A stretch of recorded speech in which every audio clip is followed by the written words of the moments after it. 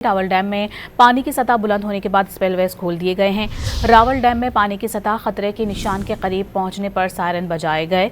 इंतजामिया के मुताबिक रावल डैम में पानी की सतह 1749 फुट तक पहुंच गई थी, जबकि डैम में पानी की सतह की हद 1752 फुट है। रावल डैम में पानी की सतह को 1746 फुट तक बरकरार रखा जाएगा। रावल डैम के करीबी इलाकों के मकीनों को डैम से दूर रहने की अपील की गई है। रावल डैम में पानी की सतह बुलंद होने के बाद स्पिलवेज खोल दिए गए हैं। रावल डैम में पानी की सतह खतरे के निशान के करीब पहुंचने पर सायरन बजाए गए। इंतजामिया के मुताबिक रावल डैम में पानी की सतह 1749 फुट तक पहुंच गई थी, जबकि डैम में पानी की सतह की हद 1752 फुट है। रावल डैम में पानी की सतह को 1746 फुट तक बरकरार रखा जाएगा। रावल डैम के करीबी इलाकों के मकीनों को डैम से दूर रहने की अपील की गई है। रावल डैम में पानी की सतह बुलंद होने के बाद स्पिलवेज खोल दिए गए हैं।